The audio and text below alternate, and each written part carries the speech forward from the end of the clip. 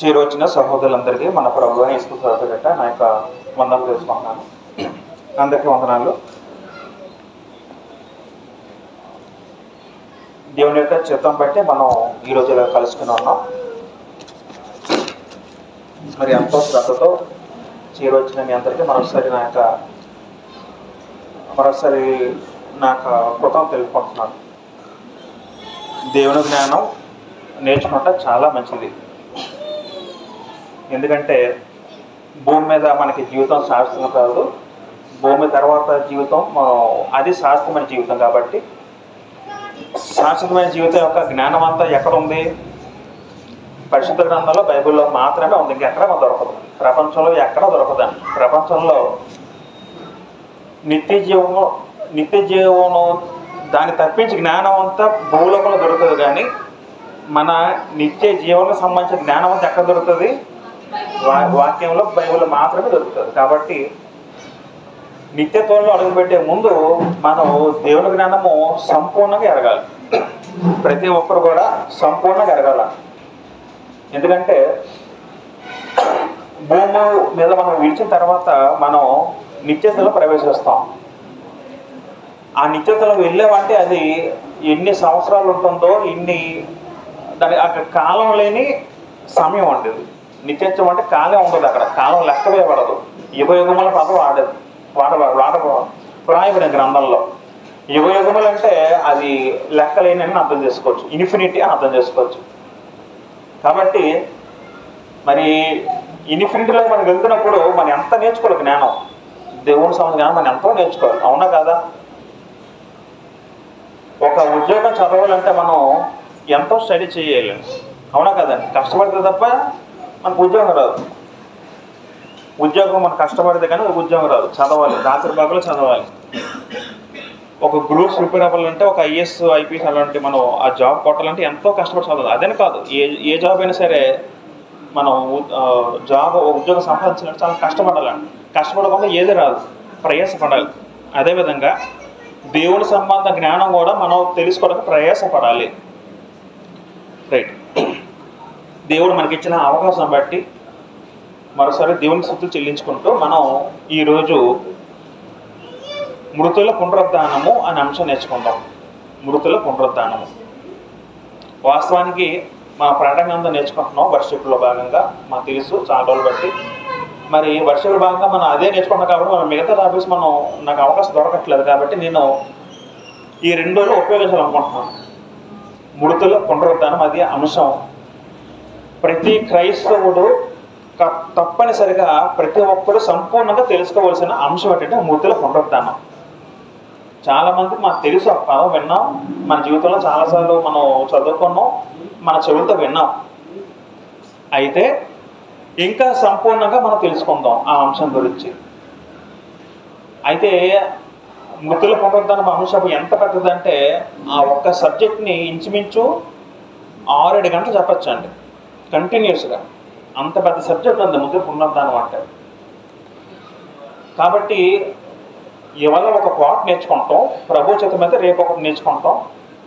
భవిష్యత్తులో అవకాశం ఉంటే మనం మరి మొత్తం 3-4 పార్ట్లు మొత్తం ముగించేద్దాం. అంటే గంట సేపు వేసుకున్నా సరే, అంటే మీకు విషయం అర్థమని చెప్తానండి.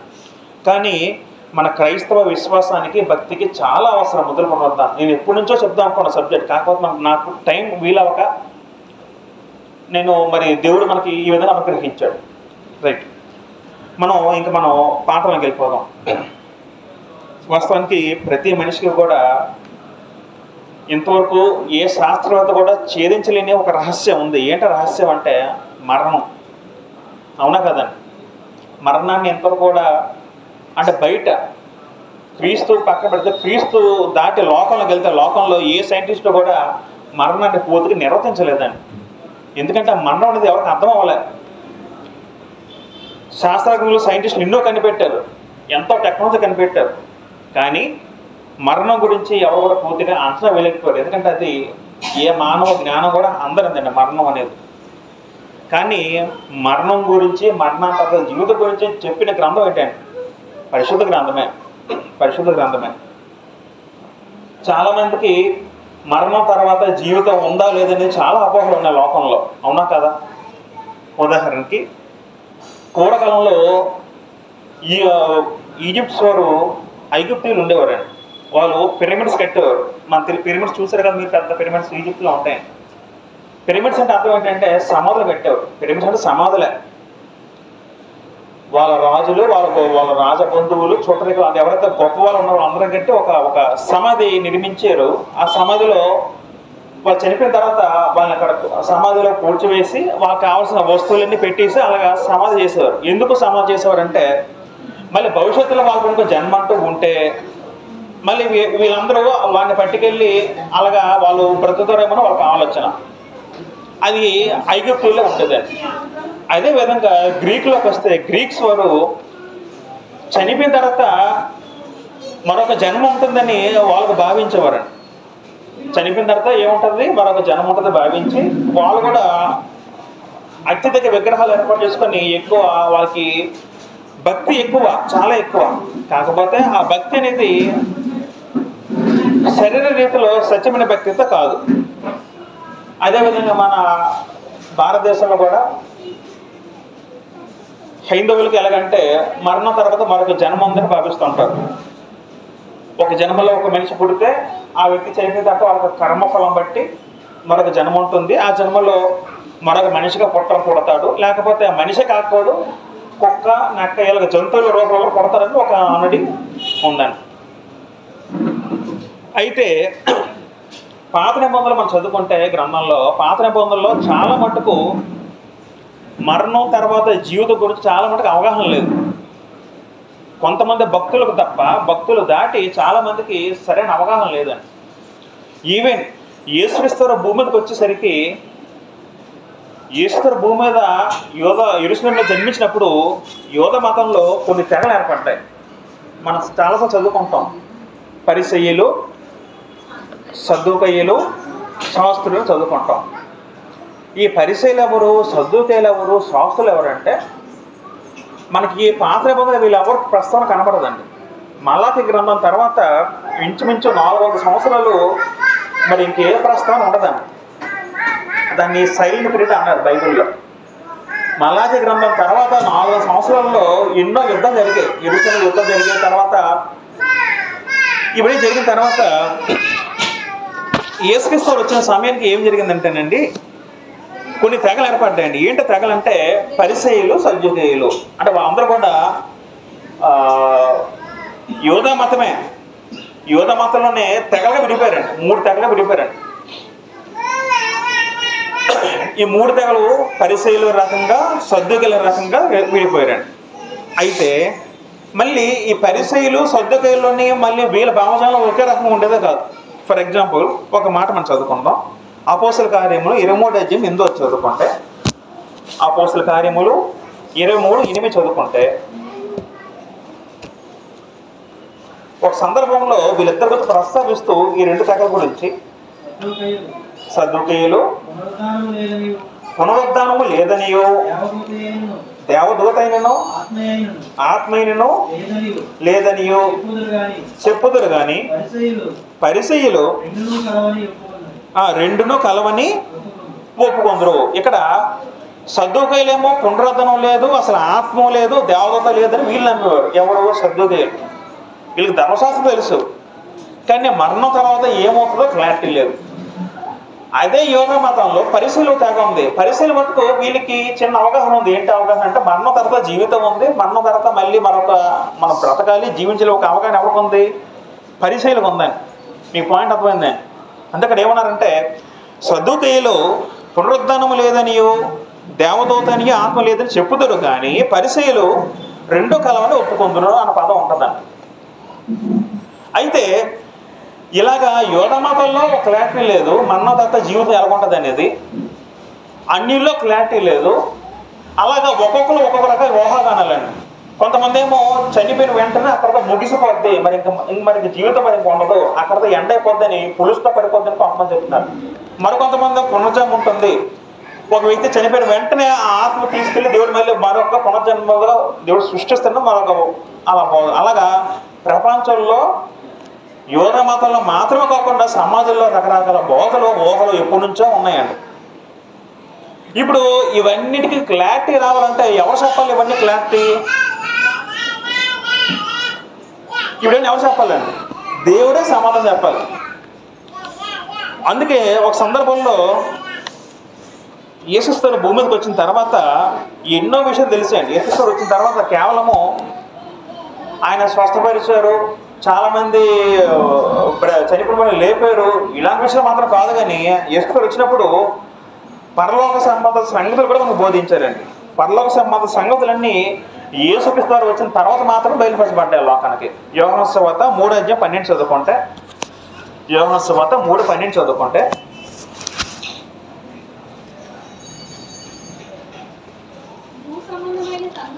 భూ సంబంధమైన సంగతులు మీరు నమ్ముకున్నప్పుడు పరలోక సంబంధమైనవి మీతో చెప్పిన ఎడల ఎలాగ నమ్ముదురు? యేసుక్రీస్తు ఒక సందర్భాలు ఏమంటారంటే, మీకు భూ సంబంధ సంగతులు చెప్తుంటే మీకు అర్థం అవ్వట్లేదు, నేను పరలోక సంబంధ సంగతులు చెప్తే మీకు ఎలాగ అర్థమవుతాయి అని చెప్పినప్పుడు కింద ఏమంటారంటే మరొక మాట, మరియు పరలోకము నుండి దిగి వచ్చిన వాడే, అనగా పరలోకంలో ఉండే మనిషి కుమారుడే తప్ప పరలోకముకు ఎక్కిపోయిన వాడెవడునూ లేడు. అయితే యేసుక్రీస్తు వారు ఏమన్నారంటే, ఆయన పరలోకంలో దిగి వచ్చిన వాడు, పరలోకం ఎక్కిపోయిన వాడు ఆయన ఒక్కడే అని చెప్తూ యేసుక్రీస్తు వారు వచ్చి బోధిస్తున్న తప్ప ప్రపంచానికి మరణం తర్వాత ఏమవుతుందో ఎలా ఉంటుందో ఆ విషయం ఎవరికీ తెలియలేదండి. మీకు అంతవరకు ఇప్పుడు పాయింట్ మీకు అర్థమైందా? యేసుక్రీస్తు రాకముందు కూడా ఒక క్లారిటీ అంటూ లేదు సమాజంలో, ప్రపంచంలో. ఒక్కొక్కరు ఒక రకం, ఒక్కొక్క ప్రాంతం వారు, ఒక్కొక్క దేశం వారు ఒక్కొక్క అభిప్రాయం కలిగి ఉన్నారు. అయితే అవన్నీ పటాపంచలు చేస్తూ యేసుక్రీస్తు వచ్చిన తర్వాత ఆయన బోధ ద్వారా ప్రపంచానికి సత్యం ఏంటో తెలిసిందండి. మరణం తర్వాత మరొక జీవితం ఉందని చెప్పింది ఎవరు? యేసుక్రీస్తు వారు.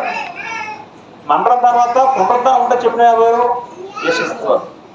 అలాగా అనేక సంగతులు, అవన్నీ దేని సంబంధ సంగతులు? పరలోక సంబంధ సంగతులు అంటారు ఇక్కడ. అంటే దేవుడి జ్ఞానం సంబంధించిన సంగతులు అవన్నీ అక్కడ యేసుక్రీస్తు వచ్చిన తర్వాత అవన్నీ బయలుపరచబడతాయి. రైట్. అయితే మనం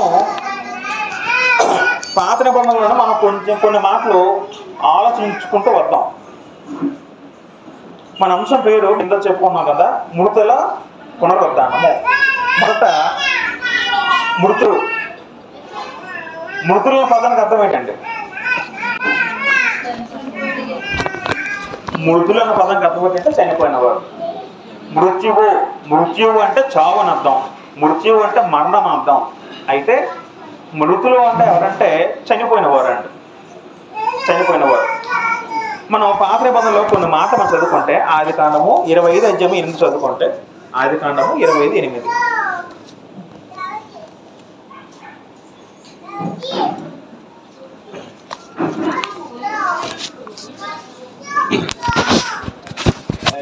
దయచేసి చదవండి. ఆదికాండము 25:8 చదువుకుందాం. గట్టి చదవలు ఎవరో ఒకరు. అబ్రహాము నిండి వృద్ధాప్యకు వచ్చిన వాడై మంచి ముసలితనమున ప్రాణము విడిచి మృతి పొంది. ఇక్కడ ఒక పదం ఉంది. ఏంటి పదం అంటే ప్రాణము విడిచి. ఒక వ్యక్తి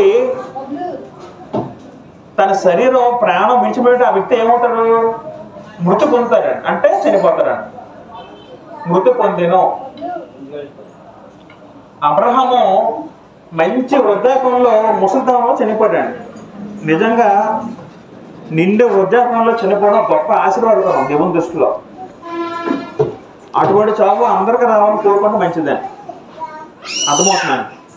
దేవుడు అబ్రహాం ఎంత ఆశీర్వదించాడంటే, బ్రతుకున్నప్పుడు తనకు ఏ లోటు లేకుండా దేవుడు చూశాడు. ఆస్తిలో కానీ వంశంలో కానీ సమస్తం కూడా దేవుడు ఆశీర్వదించాడు. అంతేకాకుండా అబ్రహాము మంచి ముసలితనంలో చనిపోయాడు. అది కూడా గొప్ప ఆశీర్వాదకరమే. ఇక్కడ పదం గమనిస్తే ప్రాణము విడిచి, ప్రాణం విడిచినప్పుడు ఆ వ్యక్తి ఏమయ్యాడు? మృతి పొందాడు. అంటే అర్థం ఏంటి? ఇక్కడ ప్రాణంకి శరీరానికి లింక్ ఉందండి. ఇక్కడ మీ పాయింట్ అర్థమవుతుందా? ఇవన్నీ తెలిసిన మాటలే ఒకసారి జ్ఞాపకం చేస్తాం. శరీరంలో ప్రాణం అంటే ఆ వ్యక్తి సజీవుడు అంటాం. శరీరాన్ని ప్రాణం విడిచిపోతే ఆ వ్యక్తిని ఏమంటాం? మృతి పొందను, చనిపోయాడు అంటారా. ఆదికాండము 35:18 చదువుకుంటే, ఆదికాండము 35:18 చదువుకుంటే, రాహేలు ఎవరండి? యాకోబు భార్య రాహేలు, ఇస్సా కాదండి. ఆదికాండము 35:18 చదువుకుంటే, ఆమె మృతి పొందిన, ఆమె అంటే ఇక్కడ సందర్భం బట్టి చదువుకుంటే ముందు వచనంలో రాహేలు, ఆవిడ రాహేలు ప్రసవంతో మృతి చెందిపోద్దండి. అక్కడ ఒక మాట చదువుదాం. ఆమె మృతి పొందిన, ప్రాణము పోవచ్చుండగా పదం ఉంటుందండి. అక్కడ ప్రాణము పోవచ్చుండగా, ప్రాణం ఇక్కడ కూడా ప్రాణము ఇక్కడ విడిచిన పదం ఉంటుంది, అక్కడ ప్రాణము పోవచ్చుండగా పదం ఉంటుంది.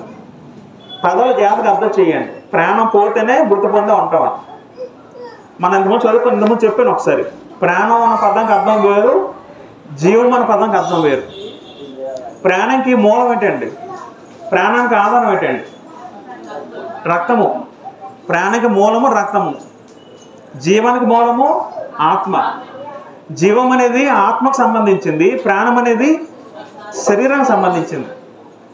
ప్రాణము ప్రతి మనిషిలో ఉంటుంది, ప్రాణము ప్రతి జీవిలో ఉంటుందండి. అది ప్రతి జంతువులో ఉంటుంది. మనిషి అంటే చలించగలిగే స్థితిలో ప్రతి దాంతో కూడా ప్రాణం ఉంటుంది. మనుషులు కూడా ప్రాణం ఉంటుంది. కానీ మనుషుల్లో మనిషికి జంతువుకి తేడా ఏంటంటే, మనిషిలో ఆత్మ ఉంటుంది, జంతువులో ఆత్మ ఉండదండి.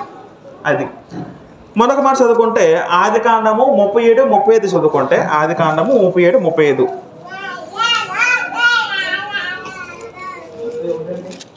37:35 చదువుదాం. 37:35 అతని కుమారులందరినూ అతని కుమార్తెను అతను ఓదార్చకు యత్నం చేశారు. అయితే అతను ఓదార్పు పొందనొల్లక నేను అంగలార్చుచు మృతుల లోకమునకు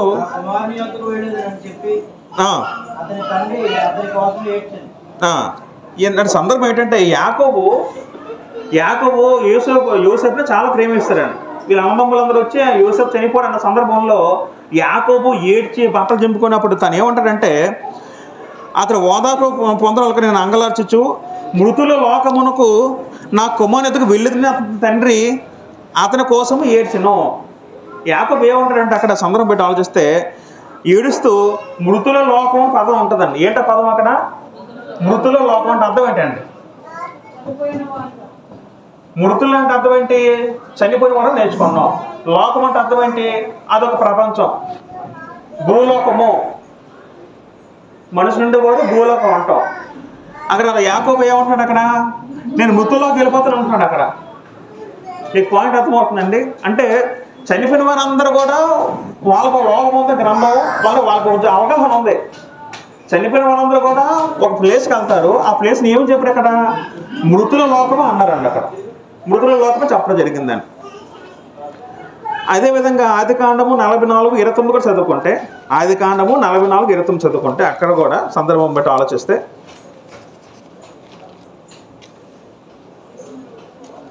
ఆదికాండము 44:29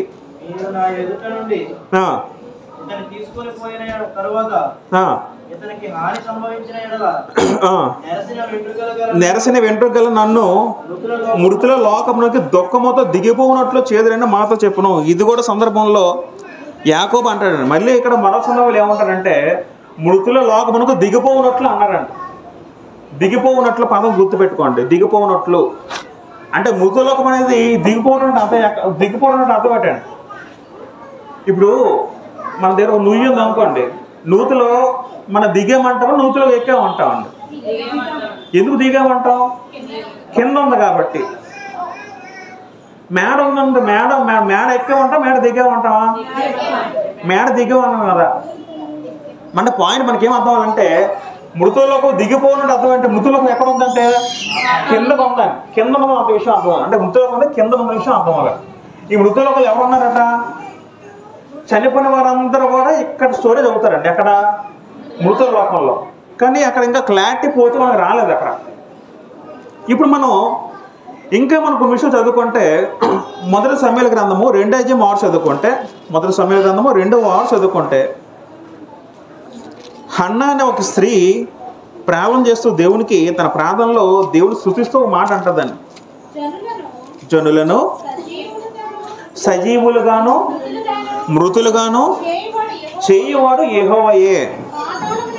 పాతాళమునకు పంపుచు అందులో నుండి రప్పించువాడు ఆయనే.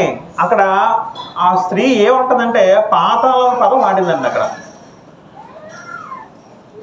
పాతాళము లేకపోతే పాతాళ లోకం అని కూడా అనొచ్చు. పాతాళ లోకం, పాతాళ లోకం. ఆ స్త్రీ ఏమంటుందంటే హన్నా స్త్రీ సజీవులు, అక్కడ 2 పాదాలు ఉంటాయి, సజీవులు మృతులు. సజీవులు అంటే ఎవరు? బ్రతికిన వారు సజీవులు. మృతులు అంటే ఎవరు? చనిపోయిన వారు. సజీవులందరూ ఎక్కడ ఉంటారు సజీవులు? ప్రపంచంలో, విశ్వంలో సజీవులంతా ఉండేది భూమి మీద మాత్రమే.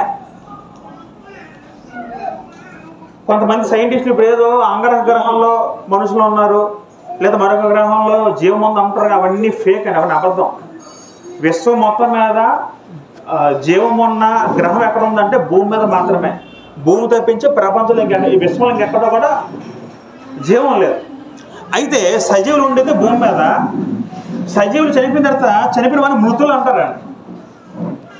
వాళ్ళని సజీవులు అమ్మం, మృతులు అంటే చనిపోయిన వారు. వీళ్ళందరూ ఎక్కడ స్టోరేజ్ అవుతారు? మృతుల లోకం వెళ్తారండి. దీన్నే పాతాళం అంటారండి, పాతాళ లోకం అంటారండి, పాతాళ లోకం. ఇప్పుడు ఇక్కడి నుంచి ఈ మృతలోకం నుంచి భూలోకానికి ఒకరు రావాలన్నా, ఇక్కడి నుంచి ఒకరు వెళ్ళాలన్నా ఎవరు పర్మిషన్ ఉండాలి? దేవుడి పర్మిషన్ ఉండాలండి. అర్థమవుతుందండి. ఇప్పుడు ఇక్కడ ఉన్నామంటే ఇక్కడ శరీరం ఉంటుంది భూమి మీద. మృతుల్లోకి వెళ్ళినప్పుడు శరీరం మరి ఉండదు. మరి ఇక్కడ ఏముంటుంది? ఇక్కడ ఆత్మ ఉంటుందా? దేవుడు మనిషిని నిర్మించినప్పుడు భూమి మీదకి రక్తమాంసంతో దేవుడు ఒక ఆత్మని రక్తమాంసంతో డిజైన్ చేసి భూమి మీద పంపుతారండి. భూమి మీద మాత్రమే రక్తమాంసాలు ఉంటుంది తప్ప భూమి ఎప్పుడైతే విడిచిపెట్టేస్తామో మరి ఆ రక్తమాంసాలు ఇక్కడ భూమి మీద ఉండిపోతాయండి. ఆత్మ మట్టుకు మృతుల ఒక్కరు స్టోరేజ్ అవుతాయి. తర్వాత కీర్తన 88 కీర్తన 10 చదువుకుంటే, 88 కీర్తన 10 చదువుకుంటే, 88:10 చదువుదాం.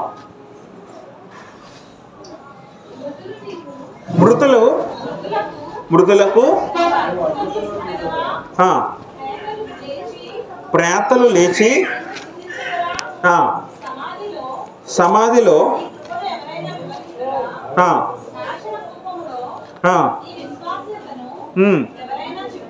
చెప్పుకుందరా? అంధకారంలో నీ అద్భుతములు తెలియనగున, పాతాళములో నీ నీతి తెలియనగున. ఇక్కడ చాలా మనం చదువుకుంటే సందర్భం బట్టి ఆలోచిస్తే 10వ వచనంలో మృతులకు అంటే ఎవరు? చనిపోయిన వారు. చనిపోయిన వారికి అద్భుతము చూపెదవు అంటాడు కీర్తనకారుడు దేవుడు ఉద్దేశిస్తూ. అంటే ఎవరైతే మృతుల్లో చనిపోతారో, మృతుల లోపలికి వెళ్తారో వీళ్ళకి ఇంకా మా సంబంధం మరి ఉండదు, తెగదంపలు అయిపోతాయి. వీళ్ళతో ఇంకా దేవుడు మరి ఇంకా ఎటువంటి సంబంధం పెట్టుకోడు దేవుడు వీళ్ళతో. పాయింట్ అర్థం చేసుకోండి. మృతుల లోపల ఎవరైతే ఆత్మ వెళ్ళిపోతుందో, ఏ ఆత్మైనా సరే ఇంక వాళ్ళకి దేవుడితో మనకి సంబంధం కనెక్షన్ మనకు ఉండదు, కనెక్షన్ తెగిపోద్దండి అక్కడ. అందుకే మృతులకు నీవు అద్భుతం చూపేదో అంటాడు. అవన్నీ క్వశ్చన్ మార్కులే. ప్రేతలు నిన్ను స్తుతించేదని అంటాడండి అక్కడ. ఎక్కడ మరి స్తుతి మరి ఉండదు. దేవునికి స్తుతులు చెల్లించడం అనేది మరి పాతాళ లోకంలో, మృతులకు మరి ఇంక ఉండదు. ఈ పాయింట్ అర్థమవుతుందని చెప్తుంది. ఇవన్నీ ఎక్కడ ఉంటుంది? భూమి మీద ఉంటుంది. మరో సందర్భంలో మీకు ఇంకా క్లారిటీ వస్తుంది. కీర్తన 115:17 చదువుకుంటే, 115 కీర్తన 17 చదువుకుంటే, మృతులను మౌన స్థితిలోకి దిగిపోవు వారును యెహోవాను స్తుతింపరు అని పదం వాడారు. అంటే దాని అర్థం ఏంటంటే ఎవరైతే మృతుల్లోకి వెళ్ళిపోతారో మరి వాళ్ళు ఇంకా దేవుడితో సంబంధం పూర్తిగా తెగదింపలేకపోతాయి. వాళ్ళు ఇంకా దేవుడిని స్తుతించరు, స్తుతించిన దేవుడు యాక్సెప్ట్ చేయడు. ఇక్కడ మన ప్రార్థనలు ఉండవు, కృతజ్ఞతలు ఉండవు, మరి ఇంకేం ఉండవన్న. మరి వ్యక్తి స్తుతించాలంటే ఎప్పుడు స్తుతించాలి దేవుణ్ణి? భూమి మీద ఉన్నప్పుడే, బ్రతుకున్నప్పుడే స్తుతించాలి. ప్రార్థన చేయాలంటే ఎప్పుడు చేయాలి?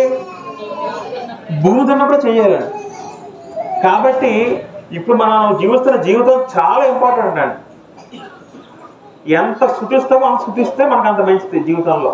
ఒక రోజు మనం దాటిపోతే ఆ రోజు మనం తిరిగి మన జీవితంలో రాదు. ఎందుకంటే మృతుల్లోకి వెళ్ళిపోతే మనకి ఇంకా మన దేవుడు స్తుతించలేం, దేవుణ్ణి గణపరచలేం, దేవుణ్ణి ఆరాధించలేం, దేవుని పొగడలేం, మరి ఇంకేం ఉండదండి. మన అంతా మనకి మొత్తం నిల్లు అయిపోద్దండి అక్కడ. కాబట్టి మనం ఏం చేసినా ఎక్కడ చేయాలి? భూమి మీద ఉన్నప్పుడు మనం జరిగించాలండి. పరలోకంలో దేవదూతలట రాత్రి పగళ్ళు దేవుణ్ణి పరిశుద్ధుడు పరిశుద్ధుడు పొగడుతూ స్తుతిస్తాడు. పరలోకంలో మనం చదువుకున్నాం 4వ అధ్యాయంలో. రాత్రి పగళ్ళు స్తుతిస్తారు దేవుణ్ణి. కానీ మనుషులు చాలా తక్కువ చాలా తక్కువ చాలా తక్కువ రోజులో ఎంత కేటాయిస్తున్నాం దేవుడికి మనం అసలు? 24 గంటలు మనం లెక్కేసుకుంటే దేవుడు మనం ఎంత స్తుతిస్తున్నాం అసలు? ఎంత స్తుతిస్తున్నాం, ఎంత ప్రార్థన చేస్తున్నాం, మొత్తం అన్ని కలుపుకుంటే 1 గంట ఉంటుందా లేదా 2 మనం క్యాల్కులేట్ చేసుకోం. కాబట్టి భూమి దాటలేకపోతే మనకి దేవునితో మన సంబంధం మనం ఉండదు. ఎంత చేసినా భూమి మీద మనం చేయాలండి, భూమి మీద బతుకున్నప్పుడు చేయాలండి.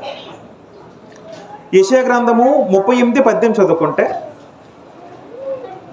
యెషయా గ్రంథము 38:18 చదువుకుంటే, పాతాళమున నీకు స్తుతి కలగదు, మృతి నీకు స్తుతి చెల్లింపదు, సమాధిలోని దిగువారు నీ సత్యమును ఆశ్రయించదురు. 19 వచనము, సజీవులే కదా నిన్ను స్తుతించెదరు, ఈ దినమున నేను సజీవుడు నిన్ను స్తుతించున్నాను అంటాడు. ఈ మాట అంటుంది ఎవరు? ఈ మాట అంటుంది హిజ్కియా అంటున్నారండి. హిజ్కియా రోగం వచ్చిన తర్వాత, ఆరోగ్యం దేవుడు ఇచ్చిన తర్వాత దేవుడు స్తుతిస్తూ అంటున్నాడు. ఏంటి ఆ స్థితిలో మాటలు ఏంటంటే, నాయనా దేవా, చనిపోయిన వారు నేను స్తుతించలేరయ్యా, చనిపోయిన వారు నిన్ను కృతజ్ఞత చెల్లింపలేరు, నేనైతే మటుకు నీకు ఎల్లప్పుడూ కృతజ్ఞత చెల్లిస్తాను అంటాడు. భక్తులు తెలుసు చనిపోయిన తర్వాత వారికి దేవునితో సంబంధం ఉన్న విషయం భక్తులు తెలుసు. అందుకే పాతాళానికి స్తుతి కలగదు అంటాడు, మృతి నిన్ను కృతజ్ఞత చెల్లింపదు అంటాడు, సమాజంలోకి దిగువారు నీకు నీ సత్యమును ఆశించుతారు అంటాడు, సజీవులే కదా నీ స్తుతించుతారు అంటారు. కాబట్టి సజీవులు మాత్రమే దేవుని స్తుతించడానికి అర్హులు. సజీవులు అంటే మనమేనండి, మనమే బ్రతుకున్న వారే సజీవులు దేవుని దృష్టిలో. మనకి ఎన్ని పనులున్నా ఎన్ని బాధ్యతలు ఉన్నా సరే దేవుని పోషణ దేవుందే, కుటుంబందే. ఎవరి వ్యక్తిగతం వాళ్ళదేనండి. దేవుడు మా కుటుంబం లెక్కయ్యారు, వ్యక్తిగతం లెక్కేస్తారండి. అందరూ కూడా ఇండివిజువల్గా వెళ్ళాల్సి వస్తారు సిచ్యువేషన్లో. కాబట్టి సజీవులే దేవుణ్ణి స్తుతించిన విషయం అర్థమవుతుంది. ప్రసంగి గ్రంథము 9:3 చదువుకుంటే, ప్రసంగి గ్రంథము 9:3 జ్ఞాని అయిన సొలొమోను గొప్ప జ్ఞానంతో రాసిన మాటలు ఆలోచిద్దాం. ప్రసంగి గ్రంథం, అందరికీ ఒకటే గది సంభవించును,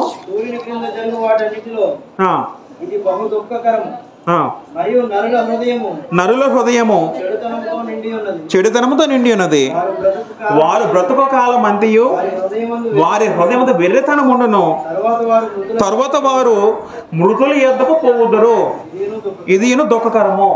జ్ఞాని సొలొమోను ఏమంటారంటే, సూర్య కింద జరుగుతుంటే బహు దుఃఖరం ఏంటంటే నరుల హృదయము చెడుతనముతో నిండి ఉంది. ఈ పదం ఎక్కడ చూసుకోండి, ముందు గ్రంథంలో మొదటగా నరుల హృదయం చెడుతనం నిండిన పదం ఎక్కడ ఉంటుందండి? నోవహు కాలంలో ఉంటుందండి. నోవహు కాలం నుండి సొలొమోను కాలంకి వచ్చేసరికి ఇంచుమించు 2000 సంవత్సరాలు ఉంటుందండి. ఇన్ని సంవత్సరాలు మారుతున్నా సరే మనిషి మారడు. వాడి హృదయం ఏముంటుంది? ఎప్పుడు కూడా చెడుతనము వెర్రితనం ఉంటుందండి. మళ్ళీ సొలొమోనుతో దేవుడు రాసిన మాట ఏంటంటే, నరుల హృదయం చెడుతనం నిండి ఉన్నది, వారు బ్రతుకు కాలం అంతయు హృదయం వెర్రితనం ఉండును, తరువాత వాళ్ళు మృతుల యొద్దకు పోవుదురు, ఇది దుఃఖకరము. తర్వాత అదే అధ్యాయము 6 చదువుకుంటే, వారికి ప్రేమింపరు, పగబెట్టుకున్నారు, అసూయపడరు, సూర్య కింద జరుగు దేని ఏందో వారికి ఎప్పటికీ వంతు లేదు అంటారండి. ఎప్పుడైతే మృతుల్లోకి వెళ్ళిపోతామో వాళ్ళకి ఇంకా అసూయ ఉండదు, కోపం ఉండదు, పగ ఉండదు, ప్రేమ ఉండదు, మరేం ఉండదండి. ఇంకా వాళ్ళ సంబంధం మొత్తం తెగిపోద్దండి. భూమితో వాళ్ళ సంబంధం మరి పూర్తిగా తెగిపోద్దండి. ఇది పాత నిబంధనలో మనం చదువుకుంటే ఇవన్నీ కూడా మనకి కనబడుతున్న వచనాలు.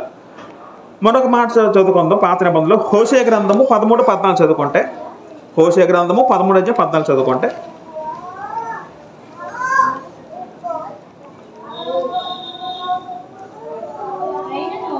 అయినను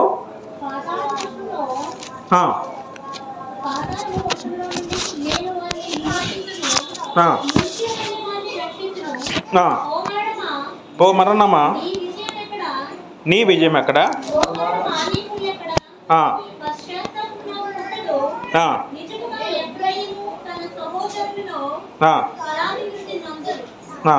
మళ్ళీ చదువుకుందాం. అయినను పాతాళ వశంలో నుండి నేను వారిని విమోచింతును, మృత్యువు నుండి వారిని రక్షింతును. ఓ మరణమా నీ విజయం ఎక్కడ?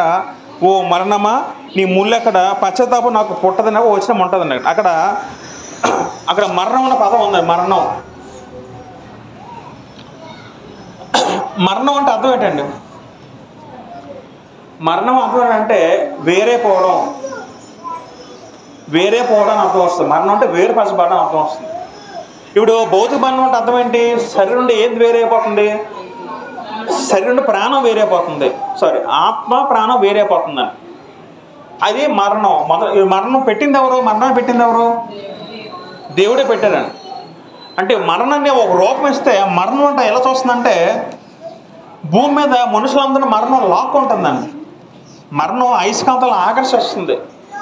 ఎవడు వస్తాడని మరణం అంటే ఒక రూపం ఇచ్చి, మరణం అంటే రూపం కాదు, అదొక ఒక మనిషిలో రూపం, ఒక అలంకార రూపం ఇచ్చి మరణం అంట భూమి మీద అందరిని కూడా లాగేసుకుంటుందటండి. వీడు ఎప్పుడు వస్తారో చూస్తుందని. అయితే దేవుని దృష్టిలో ఎవరు మరణిస్తారు? మళ్ళీ మరణానికి మరొక ఆత్మీయ అర్థం ఏంటంటే దేవుడు ఆదాముతో అన్న మాట ఏంటంటే ఈ పండు నువ్వు తినము నిశ్చయముగా చచ్చదని పదం ఉంటుందని. అంటే అర్థం ఏంటంటే ఎవరైతే పాపం చేస్తారో పాపం చేసిన ప్రతి ఓటు కూడా చచ్చిపోయినట్టే, దేవుని దృష్టిలో చనిపోయినట్టే. ఇలాగా మరణం అనేది ఆదాము స్టార్టింగ్ నుంచి యేసుకు రాక ముందర కూడా అందరినీ లాగేసుకుంటుందండి. ఇలా మరణం అందరూ మరణానికి మరణం అంటే మరణం అన్న పాతాళం ఒకటి అర్థం చేసుకోండి. మరణం లాగేసుకొని మృతుల లోపల దించేస్తుందండి. ఇలా నిరంతరం జరుగుతుందని, నిరంతరం అలా జరుగుతూనే ఉందని. అయితే ఇది నిరంతరం జరిగే ప్రక్రియ. దేవుడు మరణం ఏర్పాటు చేస్తాడు. ప్రతి మనిషి భూమి మీద పుట్టడం, పాపం చేయడం, తర్వాత మరణించడం, మరణం తర్వాత మృతుల్లోకి వెళ్ళిపోవడం, అది నిరంతరం సాగే ప్రక్రియగా దేవుడు ఏర్పాటు చేశాడు. అయితే కొన్ని సందర్భాలు మనం చదువుకుంటే పాత నిబంధనలో కొన్ని సందర్భాల్లో చనిపోయిన మనిషి బ్రతికించిన కొన్ని సందర్భాలు ఉంటాయి. చనిపోయిన మనిషి బ్రతికిన సందర్భాలు ఉంటాయండి. సాధారణంగా ఒక వ్యక్తి చనిపోతే బ్రతకగలరు, తిరిగి బ్రతకరు. సాధారణంగా ఏ వ్యక్తిని చనిపోతే వెంటనే చనిపోవడం, ఆ వ్యక్తిని సమాధి కార్యక్రమం చేసేయడం. హిందువులు అయితే కాల్చివేస్తారు కట్టెలు పేర్చి, క్రైస్తవులు అయితే పూడ్చిపెడతారు. అలాగా రకరకాల సమాధి కార్యక్రమం జరుగుతూ ఉంటాయి. అయితే ఎప్పుడైనా ఎవరైనా ఒక వ్యక్తి చనిపోయి తిరిగి బ్రతికాడా అని ఆలోచించుకున్నప్పుడు పాత నిబంధనలో కొన్ని సందర్భాలు ఉంటాయండి. పాత నిబంధనల ప్రవక్తలు కొంతమందిని బ్రతికించిన సందర్భాల్లో గ్రంథాలు నోట్ చేయబడ్డాయి. ఉదాహరణకి ఏలియా గారు చదువుకుంటే మీకు సందర్భాలు చెప్తాను. మొత్తం బైబిల్ అంతట్లో ఒక 10 సందర్భాలు ఉన్నాయి. ఆ 10 సందర్భాలు మాత్రమే ఒక వ్యక్తి చనిపోయి తిరిగి బ్రతికాడు. ఏంటో సందర్భం అనుకున్న ఉదాహరణకి ఏలియా అనే ప్రవక్త ఉన్నాడండి. ఏలియా సారెపతు విధరాల కుమారుడు అనే వ్యక్తి ఉంటాడు పాత నిబంధనలో. మరి మీకు వచ్చినా చెప్పను. విధరాల కుమారుడు చనిపోతే ఏలియా బ్రతికిస్తాడండి, అదొక సందర్భం. రెండవదిగా ఎలీషా ప్రవక్త శూన్యమరాలైన కుమారుడు జబ్బుతో చనిపోయి ఉంటే ఆ వ్యక్తిని బతికిస్తాడు. ఎవరు? ఎలీషా. తర్వాత ఎలీషా చనిపోయినప్పుడు ఎలీషా సమాధి చేస్తే ఒక సైన్యంలో ఒక వ్యక్తిని ఖాళీ లేక ఈ సమాధిలో పెడతారండి. ఎవరి సమాధిలో? ఎలీషా సమాధి పెట్టినప్పుడు ఎలీషా యొక్క బాడీ తగిలి ఆ వ్యక్తి తిరిగి బ్రతుకుతాడండి. అదొక సందర్భం. మళ్ళీ మొత్తం మీద 3 సందర్భాలు పాత నిబంధనలు ఉంటాయి. 3 సందర్భాలు పాత నిబంధనలు ఉంటాయి. అంటే ఒక వ్యక్తి చనిపోయి తిరిగి బ్రతకడం, జాగ్రత్త వినాలి. మరి ఆ 3 సందర్భాల్లోని చనిపోయినప్పుడు ఆత్మ ఎటు వెళ్ళింది? ఫస్ట్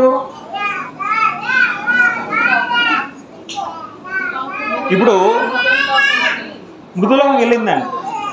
తర్వాత మళ్ళీ ఎటు వచ్చింది? ప్రాణం వచ్చిందండి. ఇప్పుడు ఎలీషా వల్ల వచ్చిందా, దేవుడి ప్రాంతం వల్ల వచ్చిందా? ఎలీషా వల్ల చేతులు ఎటు లేదండి. ఏలియా కూడా ఒక సందర్భంలో ఏమో కొత్త నిబంధనల మాట ఏముంటుందంటే, ఏలియా కూడా మనలాంటి స్వభావంగా మనుషుడు అంటాడు యాకోబు పత్రికలో. మీరు చదివారా వచ్చిన అది? గొప్పదనం ఎలీషాలో ఉందా, ఎలీషా చేసిన ప్రార్థనలో ఉందా? ప్రార్థన.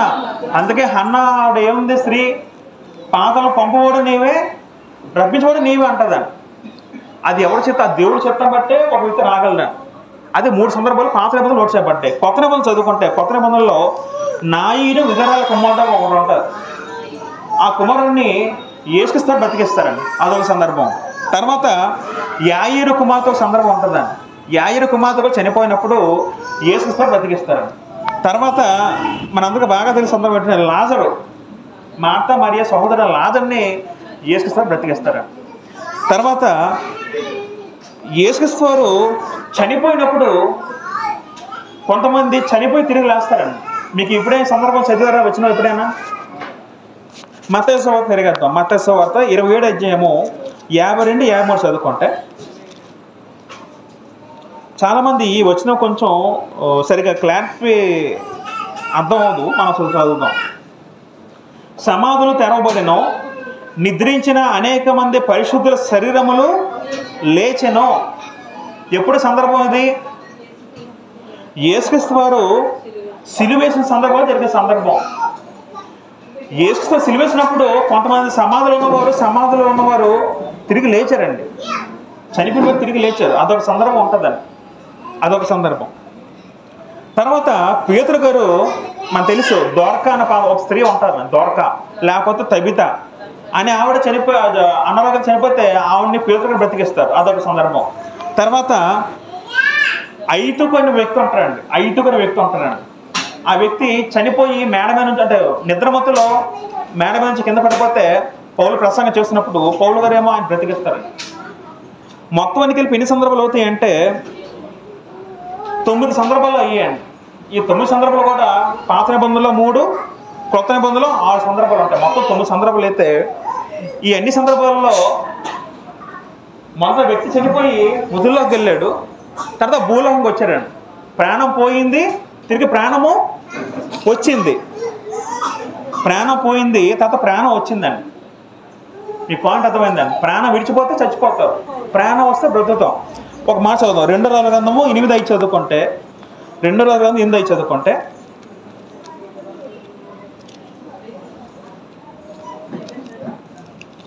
రెండు రాజులు 8:5.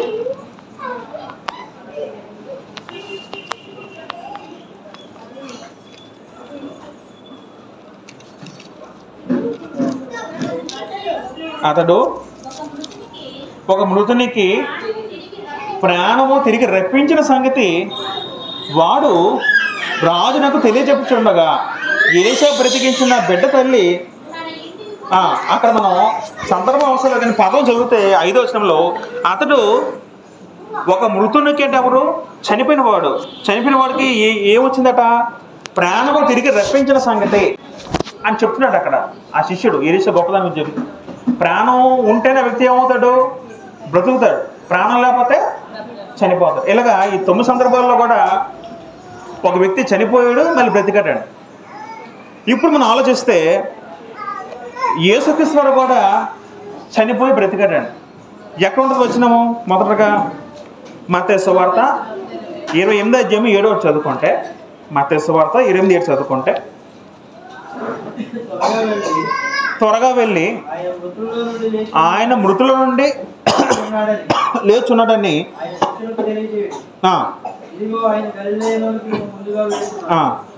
చాలు. ఇక్కడ దేవదూత స్త్రీలందరూ సిలువేసిన తర్వాత ఆది ఉదయం సమాధి దగ్గరికి వచ్చి యేసుక్రీస్తు దగ్గరికి వచ్చినప్పుడు ఆ దూత ఏమని చెప్తారంటే స్త్రీతోని, మళ్ళీ చదువుదాం. త్వరగా వెళ్ళి ఆయన మృతుల నుండి లేచి ఉన్నాడు పదం ఉంటుందండి.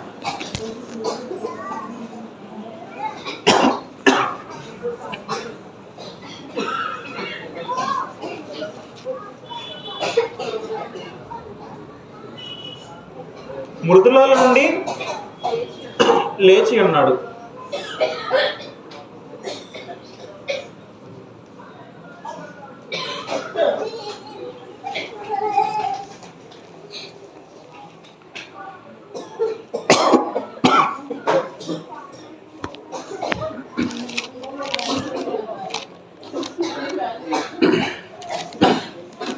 అందరికి దగ్గులు ఒకసారి ఎక్కువే.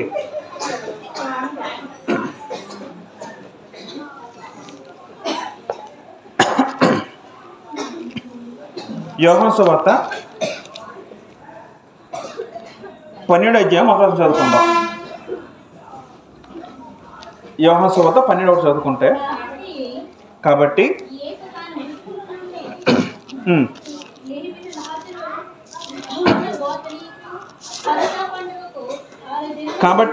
కాబట్టి యేసు తాను మృతుల్లో నుండి లేపిన రాజరు ఉన్న బేతనీయ పసకా పండుగ 6 దినాల ముందుగా వచ్చెను.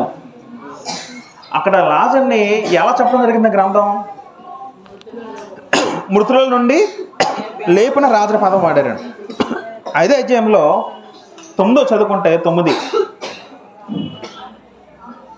కాబట్టి యూదులలో సామాన్య జనులు ఆయన ఇక్కడ ఉండడం తెలుసుకొని యేసును చూచడానికి మాత్రమే కాక మృతుల్లో నుండి ఆయన లేపిన లాజరును కూడా చూడవచ్చరే. ఇప్పుడు మన జాగ్రత్త అర్థం చేయగలిగితే బైబిల్ రాయబడిన 9 సందర్భాల్లోని మృతుల నుంచి లేపడ్డారని, యేసుక్రీస్తు వారు కూడా మృతుల నుంచి లేపడ్డారని. యేసుక్రీస్తు వారు లేకడం మిగతా లేకడం రెండో ఒకటా కాదా అది ఆలోచించాలండి. రెండో ఒకటా కాదా? ఇప్పుడు లాజరు గారిని యేసుక్రీస్తు వారు బ్రతికించారండి. మళ్ళీ లాజరు చనిపోయిన తర్వాత చనిపోతారు. లాజరు మాత్రమే కాదు, మిగతా 9 సందర్భాల్లో ప్రతి ఒక్కరు కూడా ఎలీషా గారు కానీ ఏలియా గారు కానీ వాళ్ళు చనిపోయిన వాళ్ళ ద్వారా బ్రతికబడిన బిడ్డలందరూ కూడా ఎదిగి మళ్ళీ చనిపోతారు. కానీ యేసుక్రీస్తు వారి దృష్టిలో అంటే ఆయన మటుకు చనిపోయి బ్రతికాడు, మరి ఇంకా చావడండి. ఇంకా ఆయన, మీకు పాయింట్ అర్థమైందండి? అది పునరుద్ధానము. యేసుక్రీస్తు వారు పునరుద్ధానం చెందారంటారండి. పునరుద్ధానం అంటే అర్థం ఏంటంటే మృతులలో నుండి లేవడం, మృతుల నుండి లేపి లేవడం అనవచ్చు. యేసుక్రీస్తుని ఉద్దేశించి గ్రంథంలో మృతుల నుండి ఆయన లేచెను, మృతుల నుండి దేవుడు లేపి అనే పదాలు చాలా సందర్భాలు కనబడతాయి. యేసుక్రీస్తు వారు చెందింది పునరుద్ధానం అండి, మిగతా వారు చెందింది పునరుద్ధానం కాదు. యోహాను సువార్త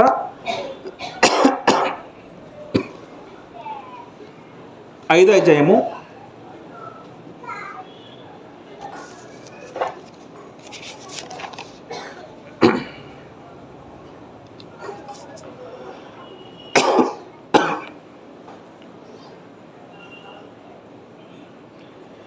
'యేసుక్రీస్తు భూమికి వచ్చినప్పుడు చాలా విషయాలు చెప్తూ పరలోక సంబంధం చెప్తూ పునరుద్ధానం చెప్పారండి. యేసుక్రీస్తు వారు పునరుద్ధానం చెప్పారు. పునరుద్ధానం చాలా ఇంపార్టెంట్ ప్రతి వ్యక్తి కూడా. మన అందరం కూడా మన చనిపోయే ముందు ఖచ్చితంగా పునరుద్ధానం కంపల్సరీగా తెలుసుకోవాలండి. ఎందుకంటే భవిష్యత్తులో మనందరం అనుభవిస్తాం, ఎక్స్పీరియన్స్ అవుతాం. మనందరం కూడా ప్రతి ఒక్కరు, మీరు నేను ప్రతి ఒక్కరు కూడా ఎక్స్పీరియన్స్ అవుతామండి. మరి అవుతున్నప్పుడు మనం తెలుసుకోవాల్సిన విషయం ఖచ్చితంగా తెలుసుకోవాలండి. మనం చనిపోయిన తర్వాత మన ఆత్మ ఎటు వెళ్తుంది, ఆత్మ పునరుద్ధరణ ఎలా చెందుతుందో ప్రతి ఒక్కరు తెలుసుకోవాలండి. ఒక మాట ఏముంటుందంటే లోకసు వార్త ఫస్ట్ మొదటికి వెళ్తాం. లోకసు వార్త 20వ అధ్యాయం 30 చదువుకుంటే, లోకసు వార్త 20:30 చదువుకుంటే,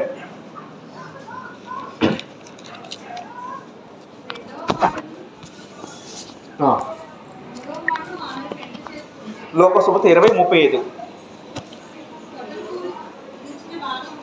ఒక సందర్భంలో ముందు వచ్చిన చదువుతాం ఒకసారి. ఒక సందర్భం ఫస్ట్ నుంచి చదువుతాం. లోకసువార్త 27 నుంచి చదువుదాం. లోకసువార్త 20:27. పునరుద్ధానము లేదని చెప్పాడు సద్దూకయ్యలో కొంత ఆయన వద్దకు వచ్చి ఆయన ఇట్లా అడిగిరి, బోధకుడా, భార్య బ్రతికొండగా ఒకటి సహోదరుడు సంతానం లేక చనిపోయినాడలా అతని సహోదరుడు అతని భార్యను పెళ్లి చేసుకుని తన సహోదరుడు సంతానం కొలజేవుడు మోస మనకు రాసి ఇచ్చాను. 29 వచ్చినాము. 7 సహోదరులు ఉండేది. మొదటి వాడు ఒక స్త్రీని పెళ్లి చేసుకుని సంతానం లేక చనిపోయాను. 30 రెండో వాడును మూడో వాడును ఆమెను పెళ్లి చేసుకునేది. ఆ ప్రకారమే 7 ఆమెను పెళ్లాడి సంతానం లేకయే చనిపోయేది.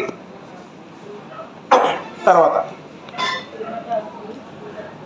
పిమ్మట స్త్రీ చనిపోయాను. 32 కాబట్టి పునరుద్ధానమందు ఆమె వారిలో ఎవరికి భారీగా ఉండును, ఆ 7 ఆమె భారీగా ఉండిన కదా అనేది. అయితే యేసు భూమికి వచ్చినప్పుడు పునరుద్ధరణ గురించి చెప్పడం జరిగిందండి. సద్దూకయ్యులేమో సమాజంలో పునరుద్ధరణ లేదని ఫస్ట్ బోధిస్తున్నారండి. యేసు గురించి ఏ బోధిస్తున్నారు, పునరుద్ధరణ మీకు ఉంటుంది అని చెప్పినప్పుడు వాళ్ళేమో ఒక చిక్కుముకు ఆయనకి ఇబ్బంది పెట్టాలని ఒక క్వశ్చన్ వేస్తారు. ఏంటో క్వశ్చన్ అంటే, ఆ కాలంలో ఒక సాంప్రదాయం ఉండేది. ఏంటో సాంప్రదాయం, ఒక కుటుంబంలో ఉదాహరణకి ఒక కుటుంబంలో ఒక 2 సహోదరులు ఉంటే పెద్దవాడికి పెళ్ళి అయింది, భార్య ఉంది, వాళ్ళిద్దరికి పిల్లలు లేకుండా భర్త చనిపోయాడు అనుకోండి. అప్పుడు ఆ కుటుంబం పెద్ద ఏం చేయాలంటే ఆ భార్యని వాళ్ళ తమ్ముడికి ఇచ్చి పెళ్లి చేయాలండి. పాయింట్ అర్థమవుతుందా? అది మోస ధర్మశాస్త్రం ఉన్నారు. అప్పుడు దేవుడు ఏర్పాటు చేసి, ఇప్పుడు కాదంటే ఒకప్పుడు ధర్మశాస్త్రం ఒక రీతి ఉండేది. ఒక కుటుంబంలో పెద్దవాడు పిల్లలకు చచ్చిపోతే రెండో వాడికి ఇచ్చి ఆవిడ పెళ్లి అంటే వదిన వేసిన అప్పుడు లేదు. అప్పుడు ఆవిడ ఏర్పాటు చేశారు దేవుడు. ఎందుకంటే ఒక గోతలో మాత్రమే పెళ్లి జరగాలి, అది దేవుని ఏర్పాటు. అయితే సద్దూకయ్యులు ప్రభుని ఇరకాట పెట్టాలని క్వశ్చన్ వేసినప్పుడు యేసుక్రీస్తు ఏమంటారంటే,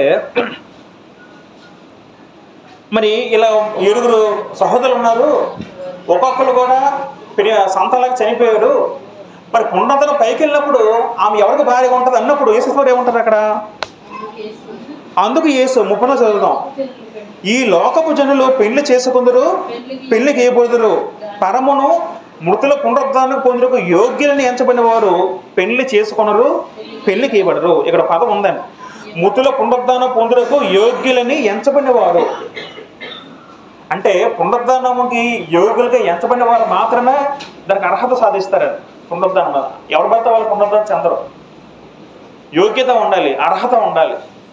ఎవరైతే అర్హత సంపాదిస్తారో వాళ్ళు పెళ్లి చేసుకోరు, పెళ్లికి ఇవ్వడరు. 36 చదువుకుందాం. 36 చాలా ఇంపార్టెంట్. వారు పునరుద్ధానంలో పాలువారి ఉంటే దేవదూత సమానులను దేవుని కుమారులనే ముందురు గనుక వారికను చావనేరరు. ఇక్కడ మనకు పాయింట్ అర్థమైంది. ఏంటో పాయింట్ అంటే, పునరుద్ధానం ఎవరైతే చెందుతారో వాళ్ళకి ఇంకా మరి ఏముంటుందట, చావు ఉంటుందండి. ఈ పాయింట్ అర్థమైందండి. ఇందాక మనం చదువుకున్న 9 సందర్భాల్లో వాళ్ళు బ్రతికి మళ్ళీ చనిపోయారు. మొదట చనిపోయారు, మళ్ళీ బ్రతికారు, మళ్ళీ చనిపోయారు. కానీ పునరుద్ధానం ఎవరైతే చెందుతారో వాళ్ళకి ఇంకా మరి ఏముంటుందట, వాళ్ళకి ఇంకా చావు ఉంటుందండి. అయితే అందరికీ పునరుద్ధానం వర్తిస్తుందంటే అందరికీ కాదు, ఒక పదం ఉంది, అది అండర్లైన్ చేసుకోండి వీలైతే. మృతుల పునరుద్ధానం పొందుటకు యోగ్యులని ఎంచబడిన వారు అని పదం ఉంటుందండి. ఇదే మాట నేను మార్కు సువార్త 12:20 చదువుకుంటే, మార్కు సువార్త 12:25లో లోకసువార్తలేమో పునరుద్ధరణ పదం వాడారు. మార్కు సువార్తలో ఏ పదం వాడారంటే, మార్కు సువార్త 12:20 చదువుకుంటే, వారు మృతుల్లో నుండి లేచినప్పుడు పదం ఉంటుందండి అక్కడ. లోకసువార్తలో మత్తయి పునరుద్ధరణ ఉంటుంది. ఇదే సందర్భం 3 సువార్తలు రాయబడితే పునరుద్ధరణ పదం మత్తయి సువార్తలోని లోకసువార్తలు రాయబడితే మార్కు సువార్త పదం ఏమన్నారు అక్కడ? వారు మృతుల నుండి లేచినప్పుడు. అంటే పునరుద్ధరణ అర్థం ఏంటండి?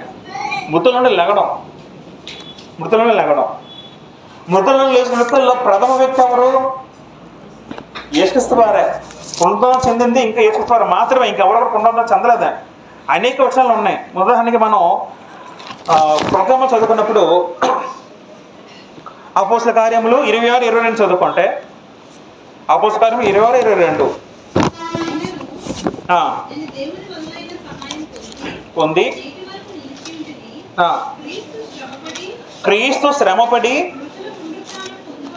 మృతుల్లో పునరుద్ధరణ పొందు వారిలో ఆయన మొదటి వాడు ఒకటే చేత అక్కడ అండర్లైన్ చేసుకోండి. మృత పొందిన పొందిన వల్లే ఆయన ఎన్నో స్థానం ఒకటి అయింది, మొదటి వాడు అండి యేసుక్రీస్తు వారు, మొదటి వాడు.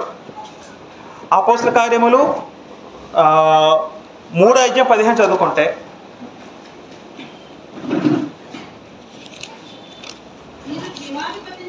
మీరు జీవాధిపతిని చంపారు కానీ దేవుడు ఆయనను మృతుల నుండి లేపెను. ఇక్కడ సందర్భం రాసిన దేవుడు అంటే తండ్రి, తండ్రి ఆయన లేపుడు అంటే అర్థం ఏంటంటే ఇక లేచిన వాడే మరి ఇంకా చావు మరి లేదు, శాశ్వతంగా లేపాడు. పునరుద్ధానం చెందిన యేసుక్రీస్తు వారు, పునరుద్ధానం చెందిన పదం మనకు అర్థం అవ్వాలి. ఇక లేచిన వాడు ఇక చనిపోడు. ప్రభు యేసుక్రీస్తు వారు మృతులను లేచాడంటే మరి ఇంకా చావు లేదని అర్థం చేసుకోవాలి. రోమపత్రిక 6:8 చదువుకుంటే, రోమపత్రిక 6:8 చదువుకుంటే,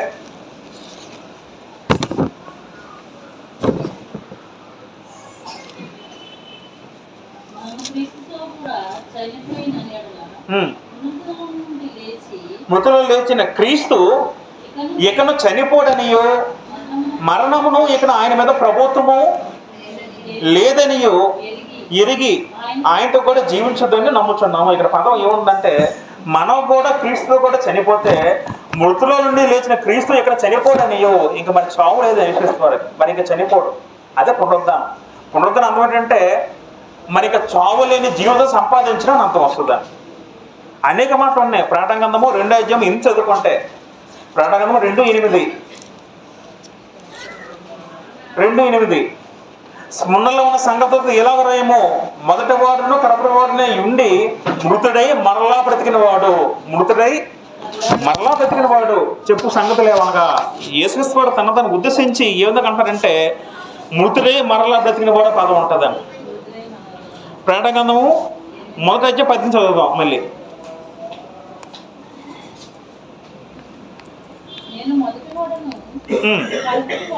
కనపటి వాడును జీవించవాడును ఇదిగో యుగ యుగములు సజీవుడై ఉన్నాను అంటాడు యేసుక్రీస్తు వారు.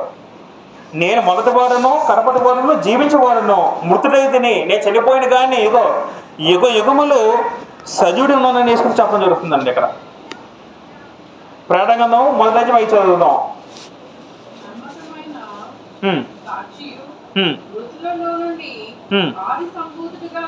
మృతులో నుండి ఆది సంభూతుడిగా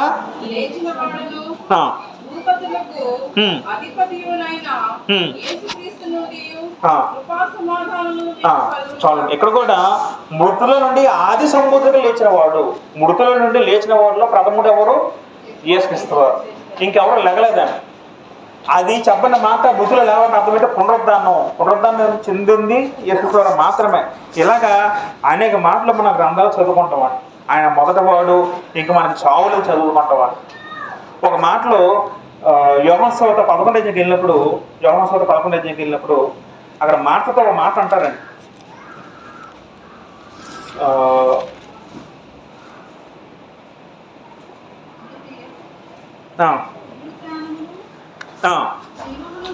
ఒక సందర్భంలో మనం ఎక్కడ చదువుతుంటే యోహాను సువార్త 11:21 చదివితే 21 నుంచి మార్త యేసుతో ప్రభువా నీవు ఇక్కడ ఉండిన నా సహోదరుడు చావకూడను అంటే లాజరు మీరు ఇక్కడ ఉంటే లాజరు మా సహోదరుడు చావకుండా ఉంటాడు అన్న తర్వాత ఏమంటాడు ఆవిడ, ఇప్పుడైనా నీ దేవుని ఏమి అడిగినా దేవుడు నీకు కల్పించి ఎరుగుతాను నేను.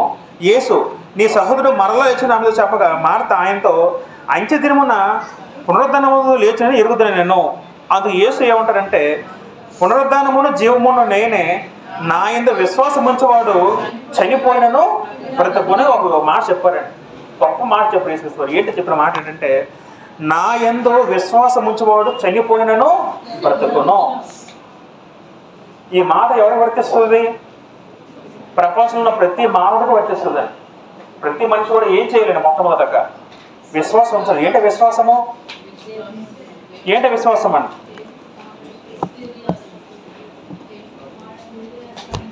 ఏంటి విశ్వాసం అంటే నేను దేవుడు యేసుక్రీస్తుని ఏ విధంగా లేపాడో నేను చనిపోయిన తర్వాత నన్ను కూడా నేను పునరుద్ధరణ చెందుతాను, దేవుడు నన్ను లేపుతున్న విశ్వాసం అందరూ తెలియ ఉండాలండి.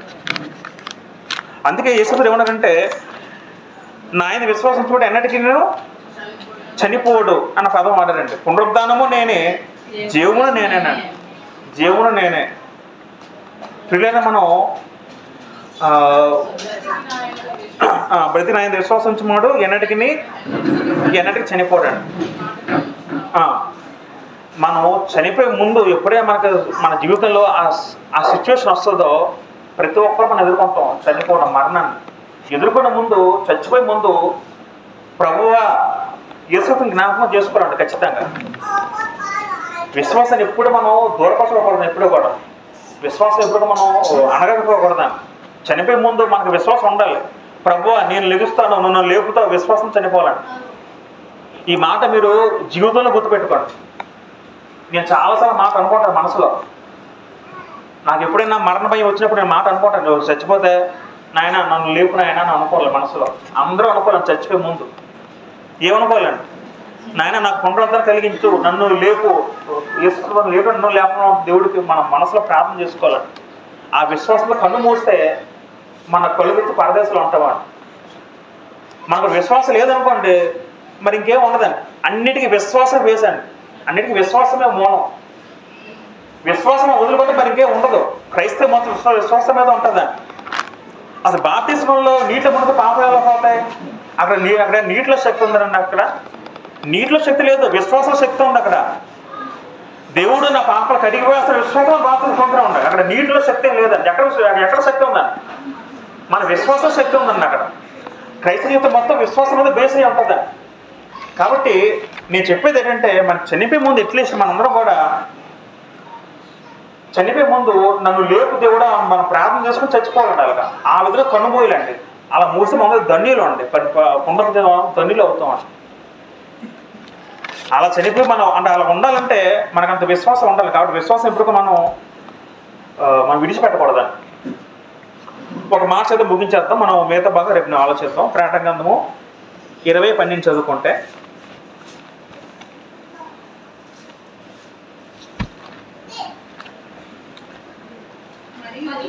మరియు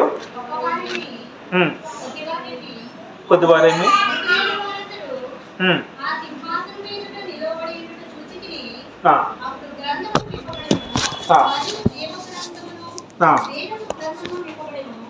గ్రంథం విప్పబడెను. ఆ గ్రంథములు యందు వాటిని బట్టి తమ క్రియలు చొప్పున మృతులు తీర్పు పొందిరి. ఎప్పుడు పునరుద్ధరణ చెందుతుంటే ప్రతి మనిషి కూడా ఒక రోజు ఉందండి. ఏంటో రోజు అంటే తీర్పు దినం. తీర్పు దినం వరకు ఎవరు పునరుద్ధరణ చెందారండి. తీర్పు దినం తర్వాత మాత్రమే అందరూ పునరుద్ధరణ చెందారండి. అన్నిటికీ బేస్ ఏంటి? అక్కడ మూలం ఏంటి? తీర్పు దినం అండి. ఇప్పుడు మనం అందరూ చనిపోయి అనుకోండి, మన అందరూ ఎక్కడ ఉంటాం? పరదేశంలో ఉంటామండి. పరలోకి అప్పుడే వెళ్ళాం. ఎప్పుడు పరలోకి వెళ్తాం? తీర్పు జరిగిన తర్వాత అప్పుడు పునరుద్ధరణ చెంది అప్పుడు పరలోకి వెళ్తామండి. చాలామంది మత్స్యకులు ఎవరైనా చనిపోయి అనుకోండి, బోర్డు ఏం పెడతారండి ఇక్కడ?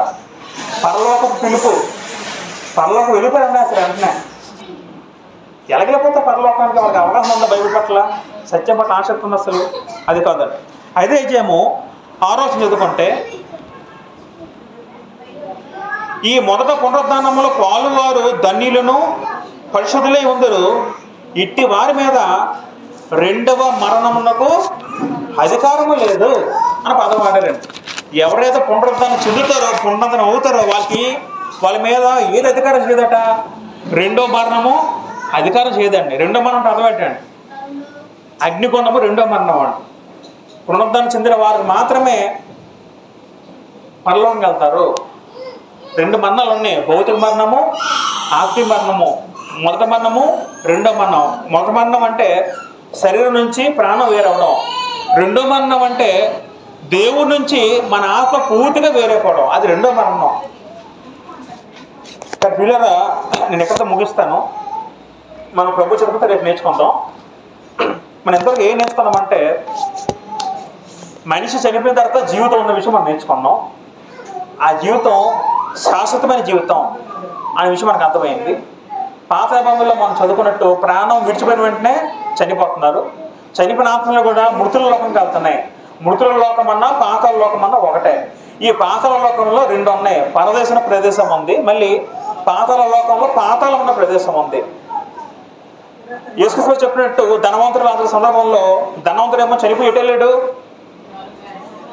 పాతాళ లోకంలో పాతాళం ప్లేస్కి వెళ్ళాడు. జాగ్రత్త వినాలి. పాతాళ లోకమున్న మృత్యు లోకమున్న ఒకటే.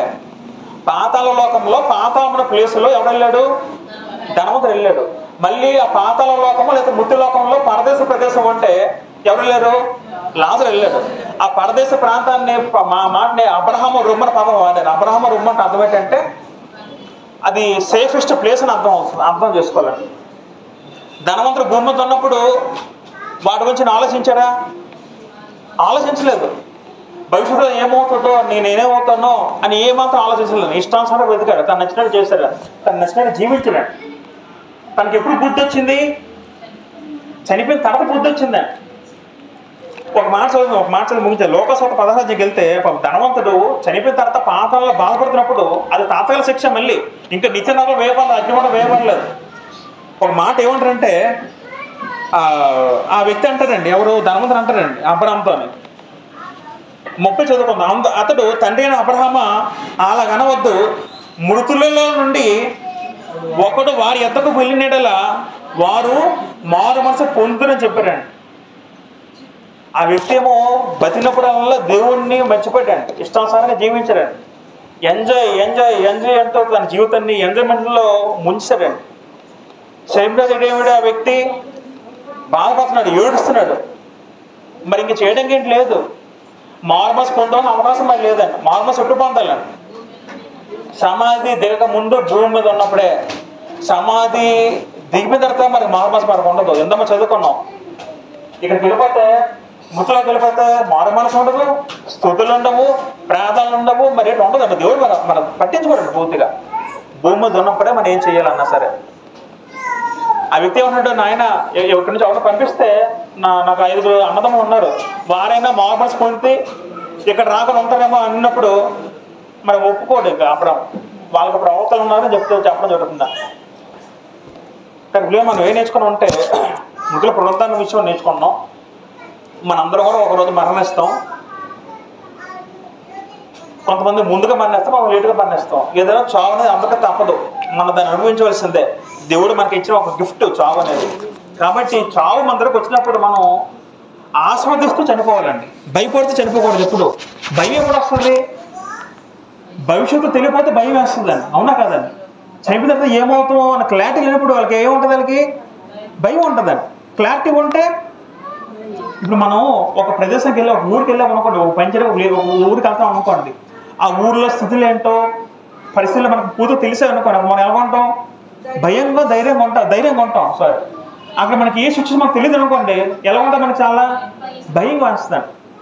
అంటే ప్రతి ఒక్కరు క్లారిటీ ఉంది. మనం కూడా ఆ క్లారిటీ ఉందనుకోండి, ఇప్పుడు చావు వచ్చినా సరే హ్యాపీగా మనం మరణిస్తాం. మరి భయం మనకు ఉండదండి. ఎందుకంటే చనిపోయి వెంటనే యేసుకున్నాడు, నన్ను కరుణిస్తాడు, దేవుడు నన్ను లేపుతాడు అన్న క్లారిటీ మనకు ఉంటుందండి. కాబట్టి ఇది ఇవాళ మన పాఠం ఇవాళ నేర్చుకున్నాం. ప్రభు చెప్తే రేపు మనం మిగతా అంశం నేర్చుకున్నాం. అందరికీ వందనాలు.